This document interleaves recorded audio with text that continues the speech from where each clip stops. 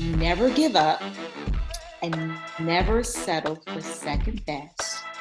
Always have a champion's mindset. Welcome to the One Girl Revolution podcast. It's your girl, Kate Bryan. One Girl Revolution is a multimedia platform, a podcast, and a nonprofit dedicated to highlighting the stories of inspiring women and girls who are changing the world through their lives.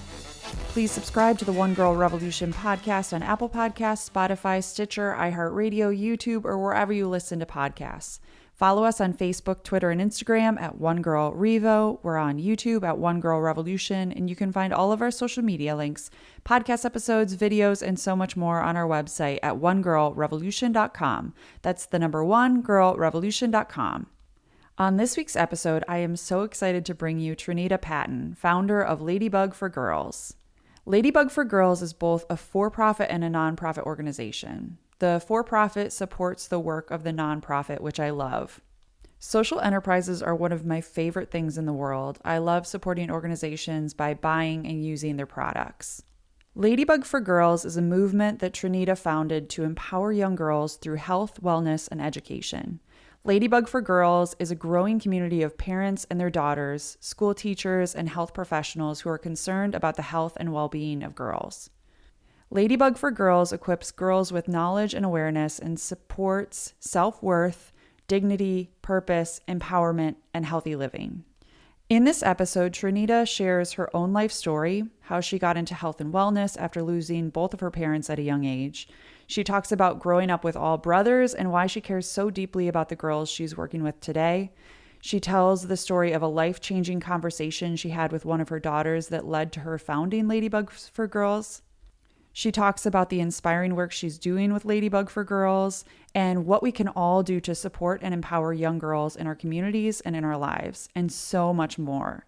You're going to love this episode of the One Girl Revolution podcast. So without further ado, here's Trinita. Trinita, welcome to the One Girl Revolution podcast. Thank you, Kate, for having me.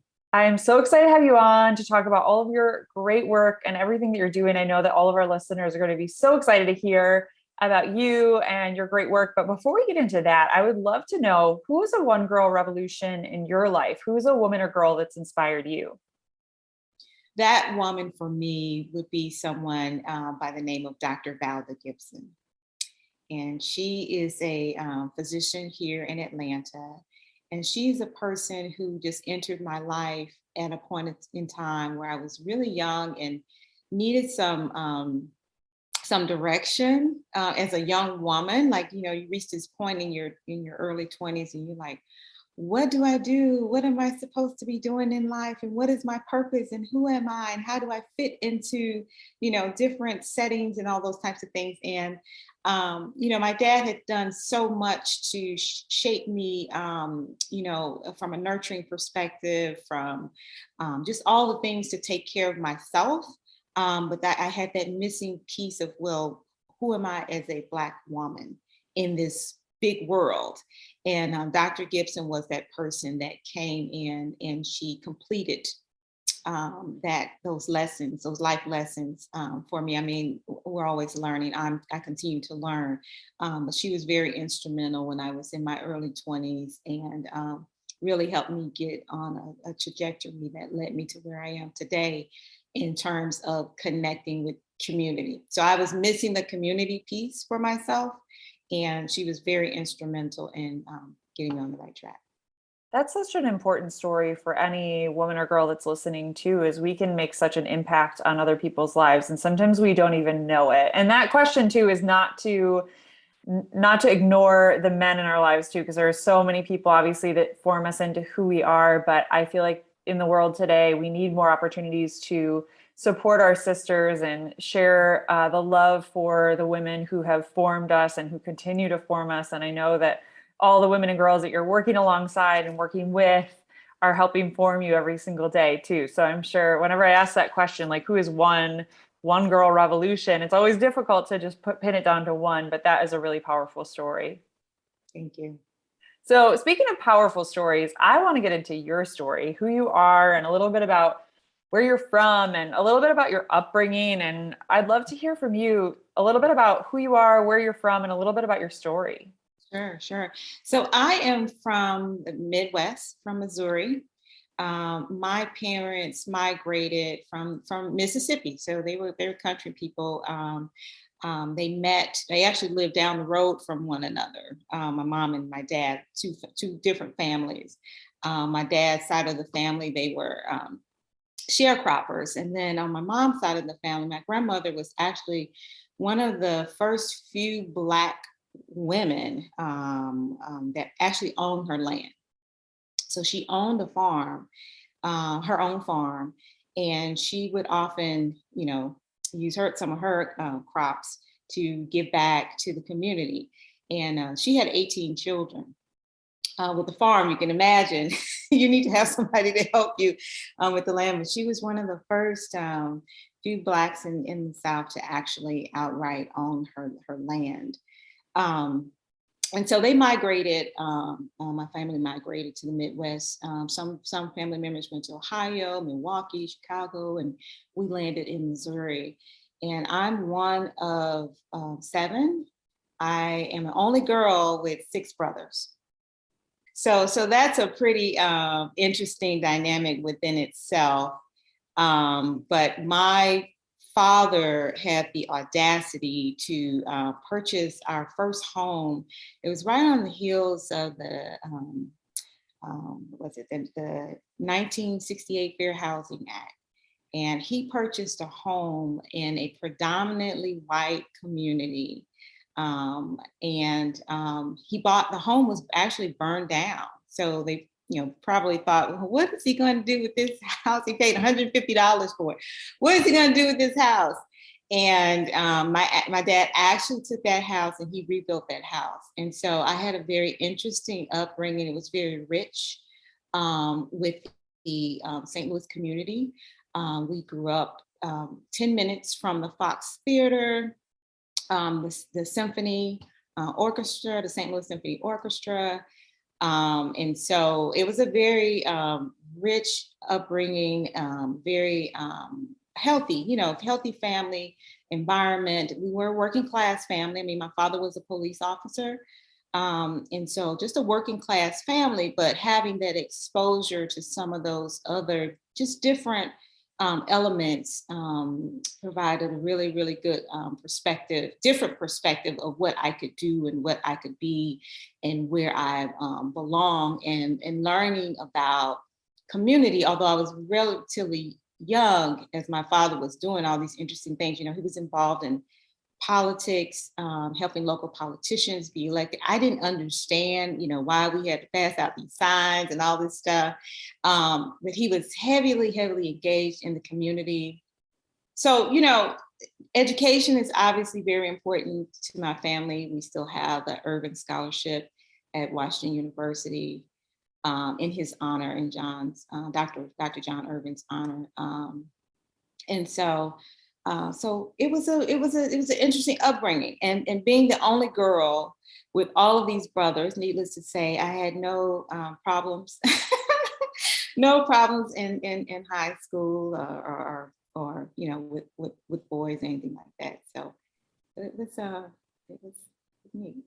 It's cool that you got to experience so many things like that and had so many great examples. I mean, even from your dad being involved in so many different things, I'm sure that, well, his legacy lives on through you and everything that you're doing, but I'm sure that kind of inspired you to doing the work that you're doing now. Oh, yes. In more ways than one. Literally, the work that I'm doing now, I've gone back to school and I've gotten all sorts of certifications, degrees, and all these different things. And a lot of times the things that I'm learning, particularly when it comes to nutrition and things like that, it all goes back to the things that I grew up learning, right? And so oftentimes I would hear people, express some challenges that they may have we'll use nutrition as an example, and different struggles that they have with like eating vegetables and all these different things. And for me, it's like second nature because, remember my parents was from the South. And so we had our own farm. And so eating vegetables and going to the farmer's market, once we migrated to the city, to a metropolitan area, it's just it's just second nature. It's just second nature. And now they're teaching all this stuff in schools, and people are becoming, I'm a certified health coach as well. So I was in school, and I remember, learning about these different lessons like fermenting and all this fermenting food and all that kind of stuff. And I'm like, these are things that my parents did all the time. So it's amazing how things will come back full circle in your life. And I think that really leads us on a pathway towards our purpose, towards our true purpose. Mm-hmm. Is all of that, do you think that's what kind of led you into health and wellness? Because I know you've done a lot of, like you said, a lot of certifications, but your upbringing, all of that is connected to what made you want to study health and get into healthcare and all of that. So no, the driving force for me entering healthcare was losing both of my parents. So my mom died when I was 2 years old, and she was pregnant, trying to have give me a sister. So she was trying to give me a gift, I guess, trying to have another girl. And the baby stopped moving, and she hesitated and waited. It was around the Thanksgiving holiday, and she wanted to wait until after the holiday to actually go seek medical care. She knew that the baby had stopped moving, but it was the holidays, so she just went to the holidays. Now, you look back on that, you look on that in retrospect, and you think, was there an issue to healthcare access, right? But this falls along the lines of maternal health. And so the baby died, and as a result, she developed sepsis, and then she passed as well for not seeking the medical care that she needed to seek. At least in time to save her life. Obviously, she may not have been able to save the baby, but she could have saved her life. And so I was 2 at that time. And then my dad died when I was 16. My dad had smoked cigarettes. I could probably easily a pack and a half a day. I can recall walking to the drugstore to purchase cartons of cigarettes for him, at that time. During that era, smoking was such almost a sexy kind of, in his case, he was a guy, so I guess a kind of cool thing to do. It was smoking, even though, the Surgeon's General warning was on the packages, right? But a lack of that health information, a lack of education, as involved as he was as a community person, as a community advocate, it's clear to me that our community lacked health education and awareness. And so for me, that was my driving force initially, was really to seek answers, right? I was going to college to become an attorney, right? In undergrad, I was a pre-law major at Spelman College. And I was going to sue the cigarette industry. I was going to sue the tobacco industry because in my young, naive mind, they had killed my father. How could this happen on my watch, right? And so that was the quest. And I started working in healthcare. And what I realized was that they hadn't killed my dad. It was an eye-opening experience. And what I realized was that he had a choice. He had a choice. He did not have to smoke cigarettes. And so what do you do as a young person with that information when you learn that, what for me felt like a discovery, like, oh my gosh, all these years, from the age of 16, I was going to avenge his death. And the death was his own doing. It was a lack of awareness. It was a lack of knowledge. It was a lack of understanding behavior. And so that really rocked my world. And so then somehow, I just ended up really getting immersed into healthcare. It's one of those things where it's like you scratch the surface and you learn a little bit and you're like, wait a minute, he had a choice? Oh my goodness, tell me more. And so I went into this rabbit hole and I just immersed myself into healthcare. And so as a result, today I am definitely a health equity advocate. My organization is all about health education, and I've done a lot of work in the space of being a health coach with working with physicians. So my clients are medical physicians. And I've learned a lot. And what I've realized through that body of work is that most of the issues and challenges that we as adults face when it comes to health, aside, health, access barriers, healthcare access barriers aside, is we seek to really put up the fight for our health when we're older, right? When we get some diagnoses that says, oh, you have X, Y, and Z, you have high blood pressure, you now have diabetes. And so that's when we want to go on the course for correction. And what I found is just from a neuroscience perspective, these behaviors have been ingrained beginning in childhood. And so that is why my focus is on the children, because I came to realize that if I could have an impact on a child's health and behaviors and health habits as a young child, then when you grow and become an adult, we've fought half the battle, right? Because you're going to deviate once you hit college.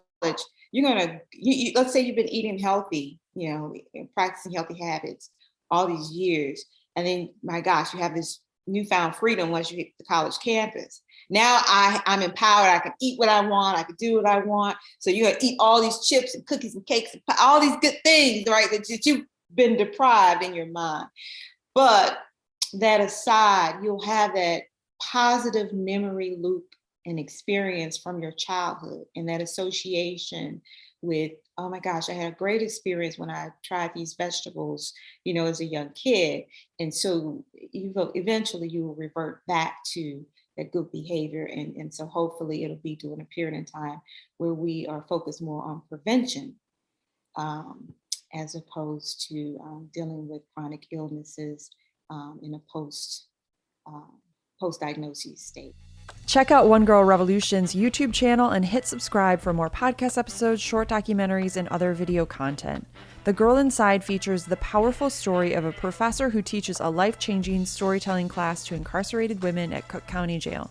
The second documentary from One Girl Revolution is coming soon, so make sure that you're the first to know by subscribing to One Girl Revolution on YouTube.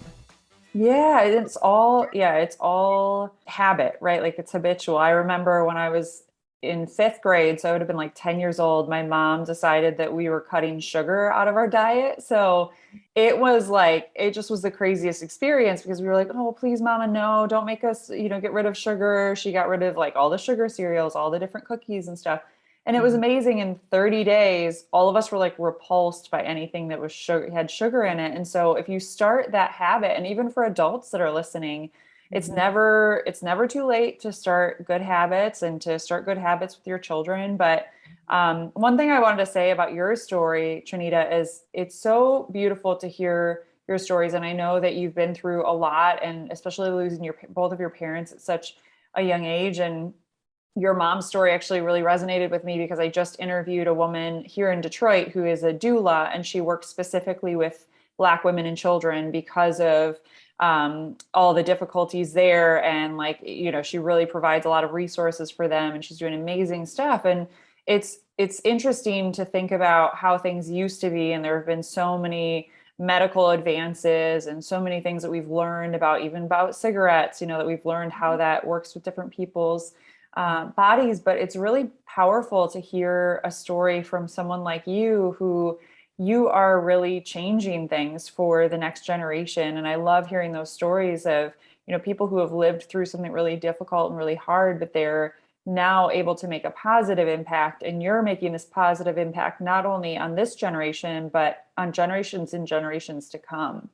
Yeah. And I'm elated to hear about the doula that's working on the maternal part. It's like, if we each could do one piece and focus on that one piece, it might just all come together, and we truly have some impact on the next generation.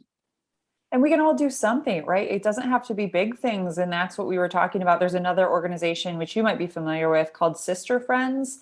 And it was started by this amazing woman, Catherine Hall, who she decided to build community around Black women around the country because she saw the same things, the same needs, and that all women, we just need resources and we need community. What you're doing with the girls too, with Ladybugs, and like building community, we need that. And so, yeah, I think there's just so much synergy to what you're doing and to different stories that we've covered here on One Girl Revolution. But I want to ask you about a specific story, because I was reading about your story, and I'm sure there are many different points in your life that you could point to, and even some of the stories that you shared just about your own family and upbringing that kind of led you on this journey. But I love spark moments, or suddenly moments, I like to call them, where something big happens and it changes the trajectory of your life.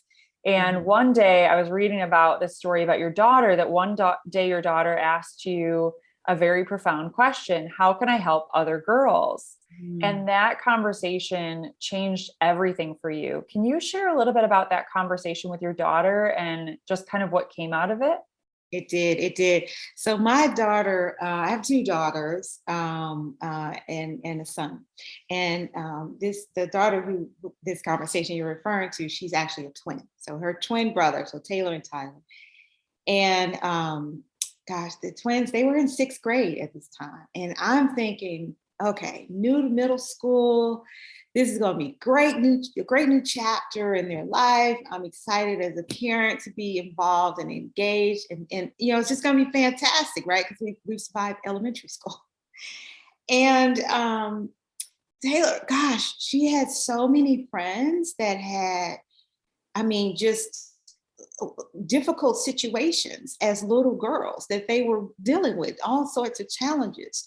And what was shocking to me was that they were sixth graders dealing with issues from deportation and gender identity. There was a case of abuse, and she would come to me because, as a healthcare professional, Mom, can you help my friend? Can you talk to this person? Can you talk? So I was a fun parent. I always would carpool and pick up, I always had a car full of kids or SUV full of kids. And I was helping these little girls, one by one. And I just thought, this is sixth grade. How in the world are these little babies dealing with, in my mind, what seemed like adult issues? And so it really was like this paradigm shift from children or little girls just who would, play jump rope and hopscotch and Barbie doll, to little people having these, what felt like adult conversations and trying to find solutions to their problems. And so I would, help her out or help her friends out. And one day she said to me, she was sharing a follow-up story from one of her friends who had, they were immigrants from Pakistan, and the daughter was having a difficult time trying to assimilate to American culture. And so she was a term, they reference a term called emo. So, she would wear all black and all this kind of stuff. And so I got her some help. And so she was giving me a follow-up story of what was going on with her little friend. And she said, Mom, what are you going to do to help other girls? And I was like, what? like, what do you mean help other girls? She's like, you got to help all the girls. And remember, kids, I love kids. There are no boundaries in their mind, right? It's like the sky is the limit. All the girls in the world with problems, you should be able to help them and troubleshoot all their issues because you've helped me with my friends. And I just laughed and I just thought, listen, I'm helping you get to the next grade, and that's enough. But she was pretty relentless in that. And then her sister, who's super smart, very active, athletic girl, she backed her up. Mom, yeah, what are you gonna do? You gotta help, these girls need help, and we have all sorts of things going on. And I'm listening, and they were serious. they were serious. And I said, oh my gosh. I said, okay, I'll think of something. I'll think of something. And mind you, I had been the Girl Scout troop leader, the soccer, assistant soccer coach. I've done all these things for my kids and helped other kids along the way. And so I was thinking, well, their parents should, it's their parents' responsibility to help them. And it's Spelman. It's being that Spelman woman. And when you hear the charge, our motto is a choice to change the world. That's the motto of being a Spelman woman. And you have that charge and you hear it, it's just in the echo that when that, when the opportunity meets, that right phrase, and it clicked. And I said, all right, let me see what I can do. And I started really, really, really, really small. I was in an organization called the 100 Black Women, and I was on the board of directors.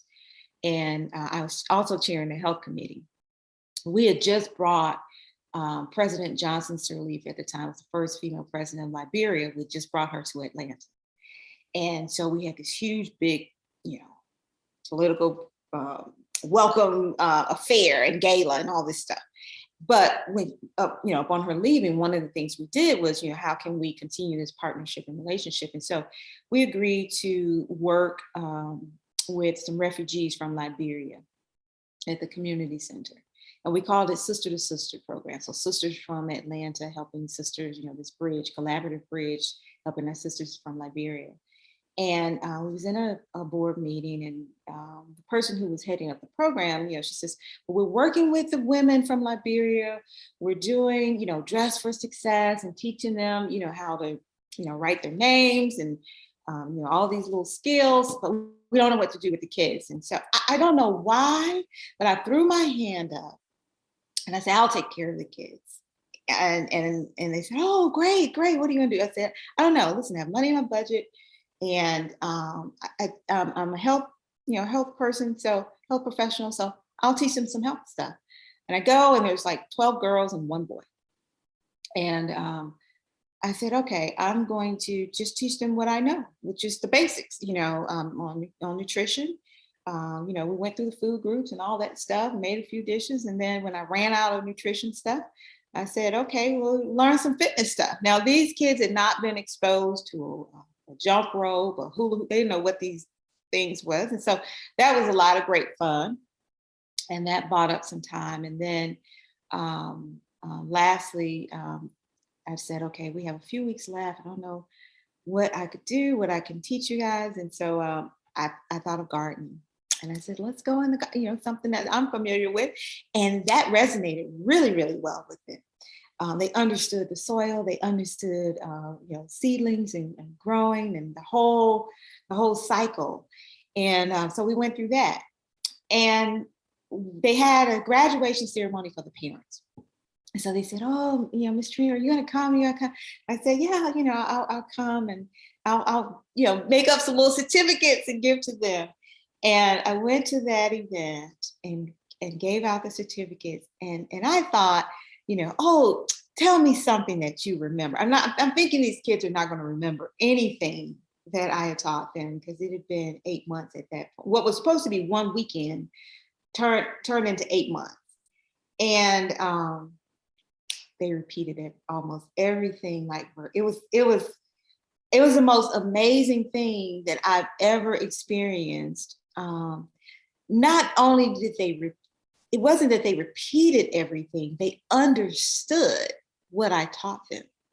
And they were so proud to share, like, here's what we know, and I'm going to eat healthy, and I'm going to take care of myself. Now, my intent was not for you to take care of yourself or anything. Like, it was just like, here's the basic food groups. But that's what they got from it. And I was blown away. So going back to my daughter's question, I was invited to her old elementary school to come and do a talk. And to talk to a group of girls was the etiquette club, which my daughter, when she was in elementary school, they had started the etiquette club. She was in that inaugural group. And I said, okay, I can come and I can talk. I just taught these kids, about some nutrition stuff. I can talk about health as a whole. And I went and I presented, and the teacher said, "You got to come back." And I said, "Why?" She said, "That was like amazing. Like they're not getting this in the classroom. Like you got to come back and teach." And I thought, okay. So I came back the first year, and I promise you, I was literally making this up as I was going along. And that first school year, we had 28 girls that was a part of the etiquette club. And the teacher said, "Oh my gosh, this was the most amazing year ever. The girls are loving it. You've got to come back next year." And I thought, okay, maybe this is my way of helping girls. Okay, so I'll come back next year. We'll see how it goes. That next year, we had 96 girls to sign up. And I didn't know what to do. I said, the teacher said, "Well, what are you going to do?" She said, "This has never happened. And it's what you're teaching them. And what are we going to?" I said, "Oh my gosh." I said, "Well, we didn't even know about a cutoff. We had no idea." And I thought, we'll keep them all. We'll keep them all. My daughter, her little voice is in my ear. Help the girls, help the girls. So I said, we'll keep them all. We'll split them in an A group and a B group. Hardest thing I've ever done. Hardest thing I've ever done.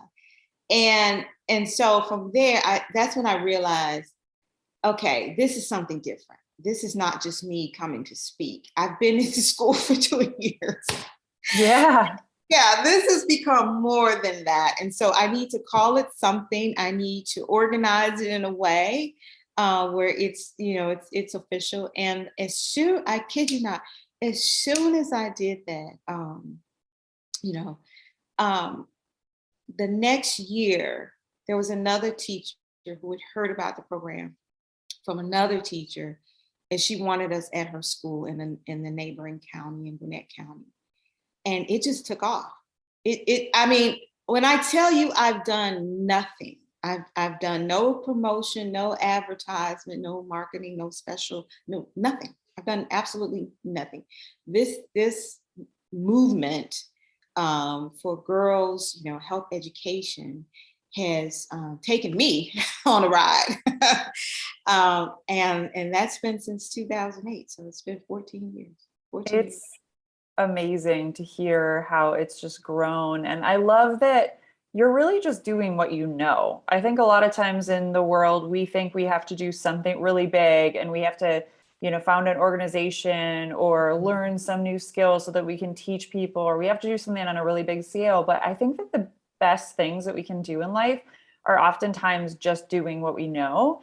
And then reaching out to all these young girls and young people. I was thinking about it as I was going through your website today, just thinking about all the difficulties and stresses and bullying and all the different things that young people are going through this day more than ever. I remember thinking life was difficult when I was younger because I was dealing with some of those same things. But now we have social media and, people feeling left out, and then everything with COVID, kids being stuck at home and not having community.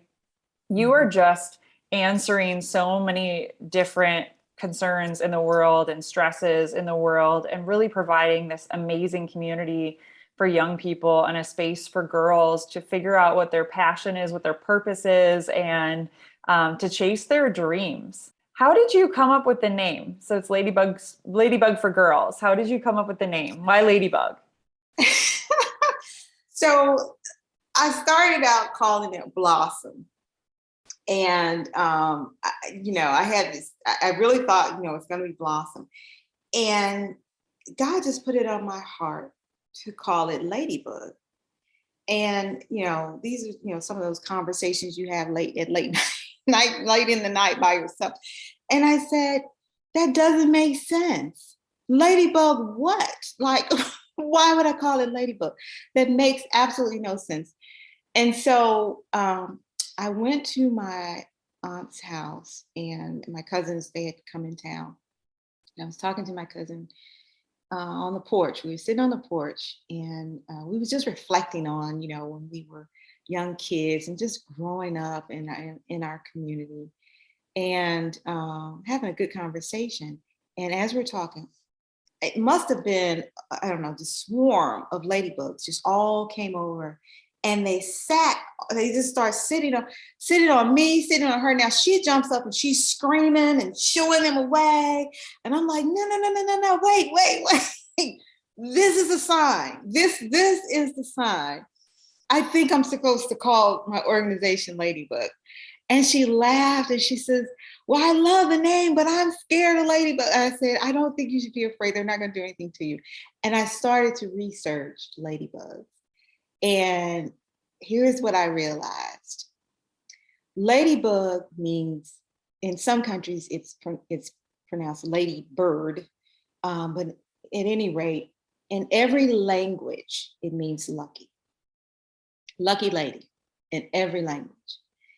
And I just thought, it took me right back to those Liberian girls.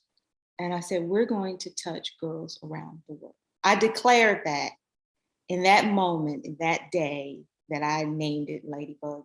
And I said, of course, for girls. And that's how the name happened. It was nothing magical that I did. Well, I love it. And I think it's so cute. And it was so cute going through your website and looking at it. I think it's the cutest name. So talk to me about, you have both an LLC and then you have the nonprofit foundation. Talk to me about both of those and tell me more about the great work that you're doing. Okay, so the LLC was started because I had so many parents over the years. The number one request that I would get from parents is, can you help my daughter with hygiene? Irregardless of culture, of what her background is, whether she's Black, white, Hispanic, from Sudan, Sudanese, whatever, it's the same. It's always the same. Hygiene. And we teach hygiene, quite frankly, we teach it. So it made sense to do that. And so what I did was I looked at, okay, how can I help girls in this capacity? And I looked at, well, what are some of the struggles that my daughters experienced? And they had, a lot of, obviously there's skin issues and things, but I have a lot of allergies and sensitivities as well. And I never really thought about the connection genetically that my children picked up from, some of the skin sensitivities that I had. Never thought about this. And so I went down this path of, trying to determine what products are first and foremost safe for young girls, but formulated in a way that would meet their hygiene needs. And it's largely based on skin type, right? So some girls suffer from dry skin. Girls of color, definitely, we suffer from, dry skin a lot. Some people have sensitive skin. I personally have sensitive skin. I cannot wear perfume. I cannot use certain deodorants, makeup. I can't, certain detergents, toilet tissues. I'm sensitive to so many things and have skin allergies. And so, and my daughters developed the same thing. And it really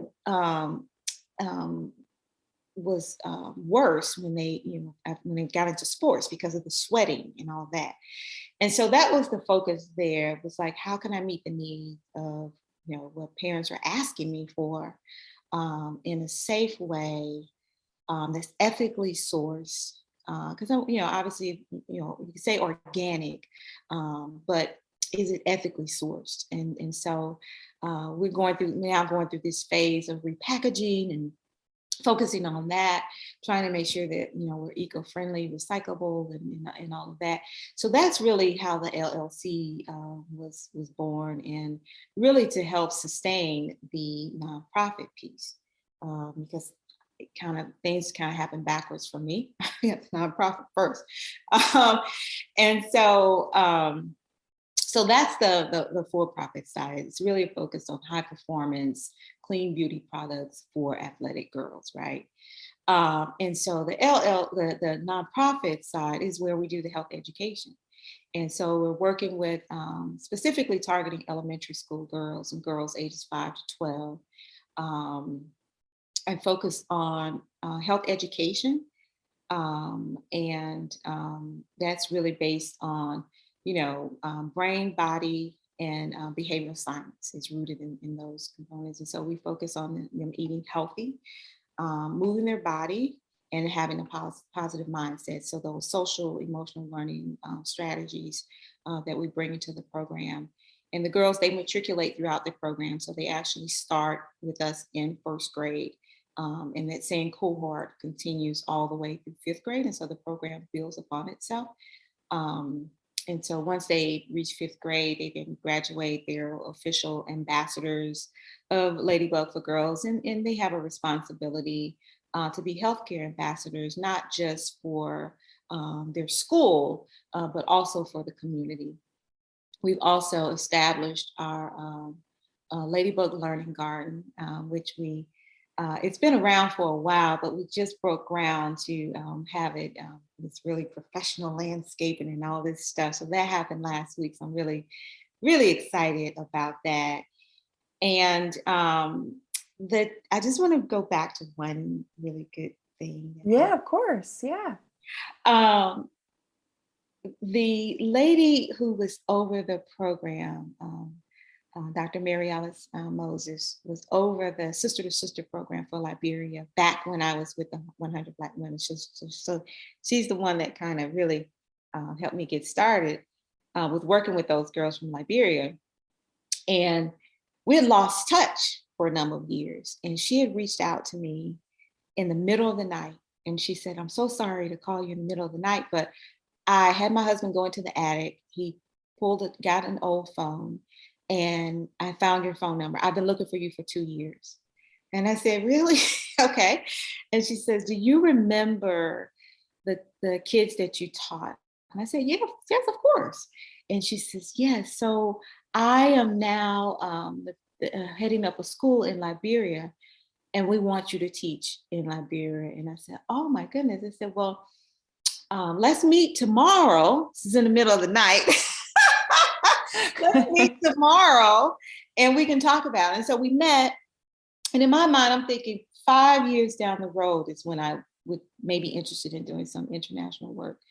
And so we kind of ended the conversation there. And I said, "This is great. I'm doing the work and, getting into it and building out the program." And so in about 5 years, and she called me the next day and she said, "I know you said 5 years from now, but God put it on my heart that it's going to happen sooner than that." And I laughed and I said, "Oh, okay." And she says, "I'm going to Liberia in a couple of months in February." And I said, "Oh, okay." She said, "And I want to start this school term." And I thought, wow, all right. How serious are you? She said, "Very." And I said, "Okay, well, let's pull a team together and see what we can do." And so in 2017, that was our first launch internationally in Liberia. So you talk about full circle. That was just an incredible, incredible thing to have. Yeah, well, everything comes full circle. And I think also it's so beautiful to listen to you just share about different opportunities presented themselves and you just jumped in and did them, and going to Liberia or different opportunities that you've had to work with different schools and different girls. And we can all learn something from that. So thank you for being such an example that, when an opportunity is presenting itself, sometimes even though you might not know how you're going to do it or how you're going to pay for it, or you might not have the organizational structure or whatever, sometimes you just have to jump and do it. And so, yeah, it's just so inspiring listening to you.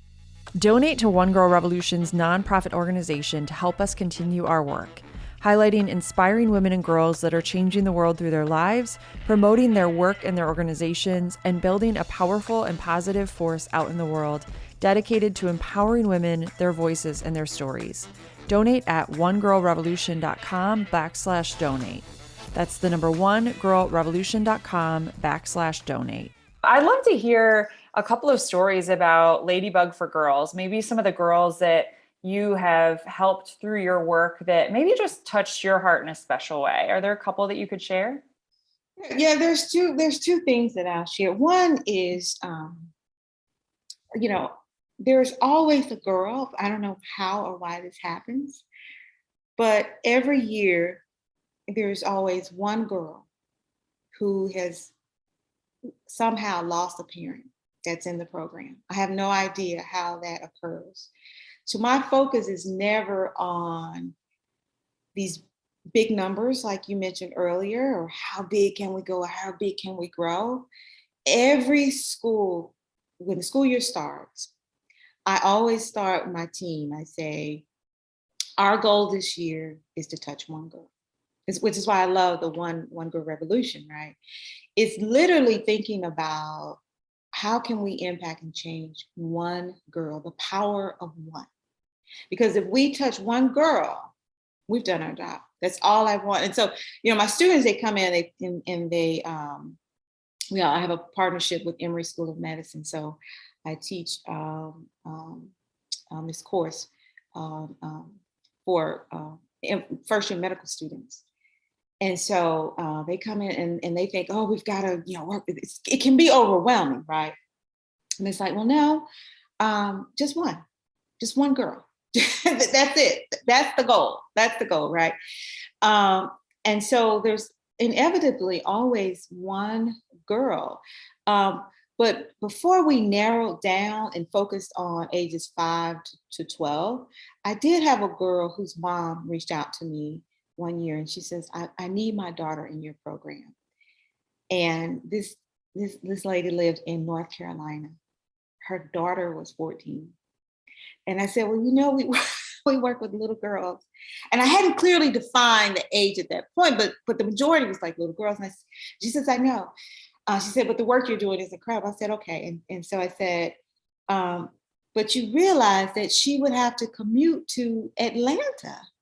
And she said, I know, I'm willing to come every weekend that I need to come. This was like, and I wasn't trying to deter her, but I wanted her to understand the realities of, in order for this to be successful for your daughter to engage, this was before all the Zoom and, all this stuff, this online movement that we have going on now. And I just thought, how can I say no if this woman is willing to bring her daughter to Atlanta for these services? Okay, so I said, we'll do it. And what I found out was that her husband had died. And her daughter in middle school had turned to food to soothe her pain of losing her dad. And of course, the loss of a parent resonates with me. And she had gained, she was over 260 something pounds or something. She was really, for her age, height, it was by all, clinical standards, she was obese. And got her in the program. And I thought, man, we're going to have a hard road ahead, right? Because this kid is 14. So at this point, so she had gone through from being, middle schools. I think she was 7th grade when she lost her dad. This spent, 2 years just gorging on food. And then here we are, right? And how can I help her? And so I just said, you know what? We have a good program. And we're just going to run her through it with everyone else, just like everyone else. She went through the program. And in the program is over a 10-month span. And by the time we completed the program, she had lost 27 pounds.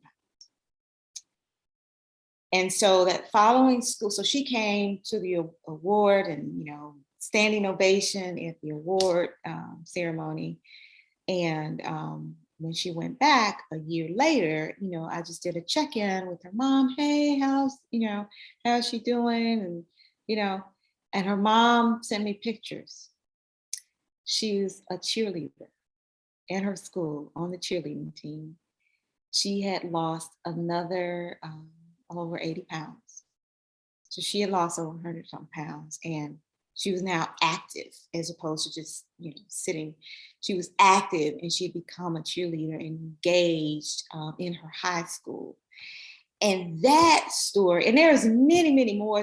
And parents, still to this day reach out to me and can you come to my daughter's high school graduation? I mean, my first cohort of girls are now in college and they still reach out and reach back to us and they're like, my daughter is here because of you, because of something we did when they were like 8 years old.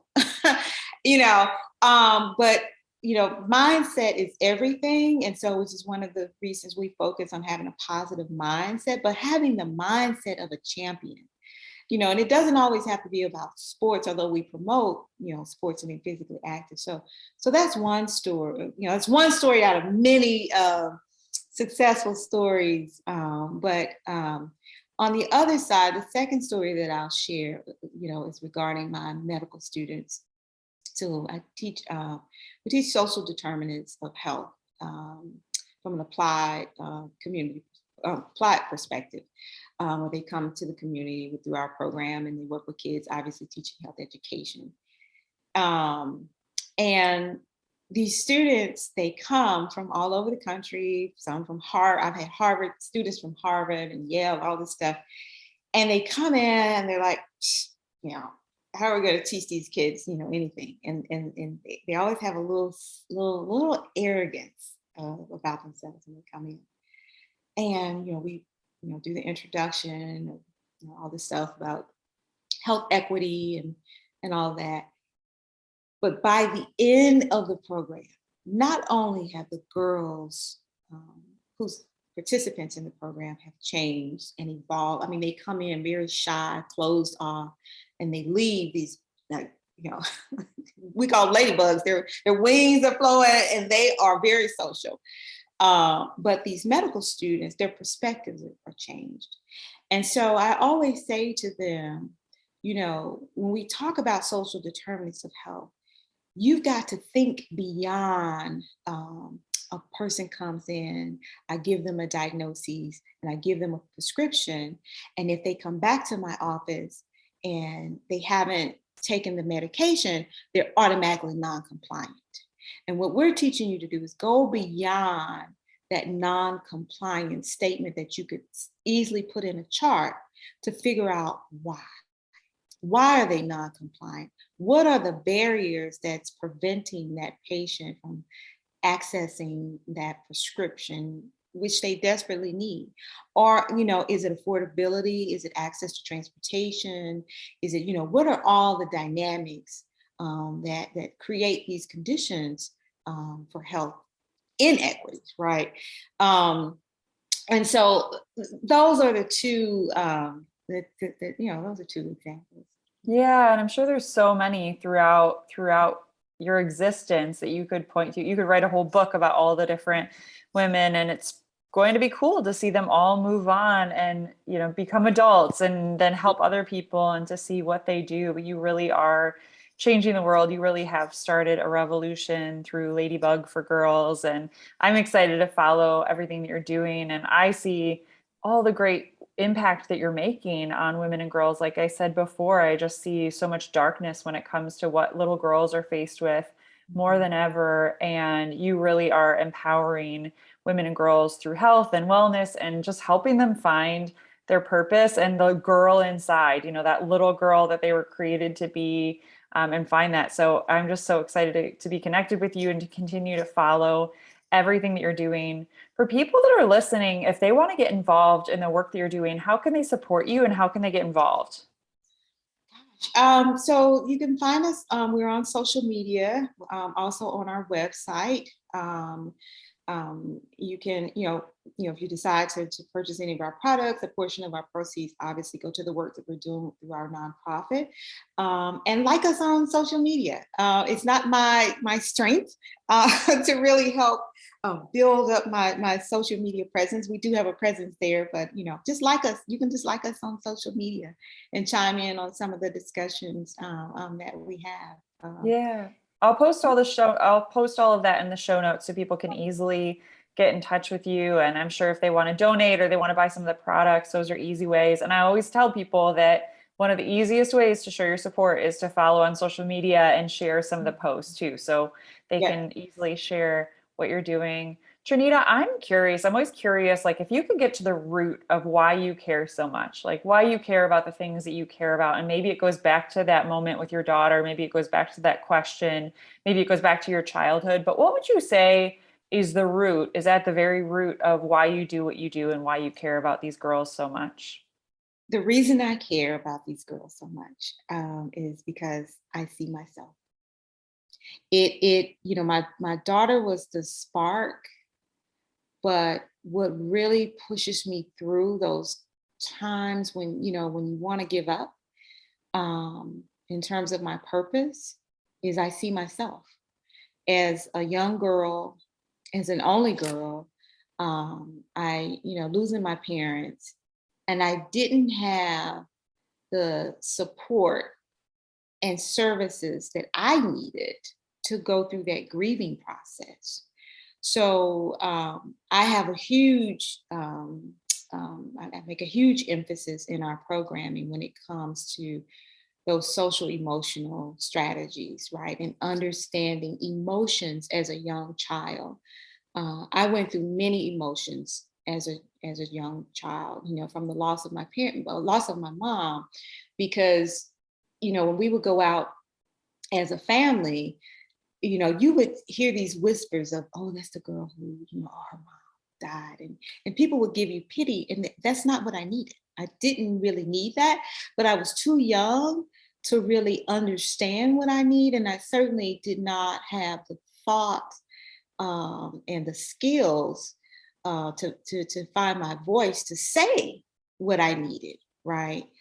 And so the body of work that I do now, and largely with Emory School of Medicine, is really driven by that little bit. And I promise you, when I'm out working with the kids directly, I don't do that as much now because my students, they go in, my interns, they go in and they do most of the work, most of the field work for me. But when I do, I see myself in those little girls. I see little Trinita and I'm reaching back and helping her every time. And it never gets old. I don't care. I could be extremely just tired and exhausted. And when I get in front of those kids and I'm presenting and teaching a class, I don't know where the energy comes from, but I just light up, and I'm a completely different person, And that's when I know I'm walking in my purpose. And that's why I feel my best. And that's an example to all these other girls too. I'm sure that they walk in and then they're walking in their purpose. They're finding their place in this world and they're finding that little girl. So it's just so inspiring for people that are listening. Maybe they don't live close to, I know that you're all over the place and people could get in touch with you and they could find ways to support you, whether it be donating or following you on social media. But for people that are listening, no matter where they are, they can, of course, make an impact in empowering young girls throughout our country, throughout their communities. What would you say to people? How can they empower young girls? You're working with young girls every single day, so I'm sure you have some insight there. Yes, I'll say first and foremost, if you are a mom, you can start with the little girl that's right in front of you, that's looking up at you every day for answers, for solutions, with curiosity. Please open the dialogue and have open conversations with your daughter. Make yourself accessible. And I know most moms work, but as best you can. I would say start there. For others, volunteer. I started by volunteering. I was volunteering, doing all sorts of creative work. And I tell you that there hasn't been one volunteer experience that has not added value to the work that I do today. From running a board, having this new fiscal responsibility, you learn so many skill sets just through giving your time, and seek out those girl or women-led organizations. They need your help. All organizations are great, don't get me wrong, and there's help needed for all children, and across the board, no matter how people identify. but just start small. Don't think of, again, yes, we're in Liberia, we're in India, we just launched in Kenya, but I started at the community center, and I'm still connected to the Clarkston Community Center here in Atlanta. So start small. It's the little girl in your neighborhood. It's your niece. It could be your granddaughter. It could be your cousin. Just being a role model, and in some instances, a mentor to young women. Helping those young women who are like myself. I was turned around in my 20s, and someone came and took me by the hand and said, you know what, you need to volunteer and be part of this organization. I got into the 100 Black women because of Dr. Gibson. She was the person who said, you belong in this organization, and you're going to get it. And that's how I literally got started. So it could be mentorship for a young woman, or if it's a young girl or a little girl, just be a good role model. Just make yourself available and give a hug. Sometimes with where we are right now, with so much isolation that young people are dealing with, a hug, oh my gosh, a smile is free and a hug is free. It costs you nothing. A second of your time to greet someone, hug someone, hold them for 1 second. When you think about it, there's some kids that never get a hug. It's as simple as that. It's that simple. And it can have a lasting impact. You never know how that one moment could just change a kid's life. I know how I feel after somebody gives me a hug or smiles at me. And so if that can have an impact on us as adults, it can definitely impact children. But Trinita, it has been amazing spending this time with you. I love everything that you're doing with Ladybug for Girls. I can't wait to continue to follow everything that you're doing, support you guys in any way that we possibly can here at One Girl Revolution. But before I let you go, I always end this podcast on one question. And so I'd like to ask you, if you could leave women and girls around the world with one message, what would it be? Never give up and never settle for second best. Always have a champion's mindset. It's that simple. If you believe that you can achieve anything in this world, you'll do it. I believe that.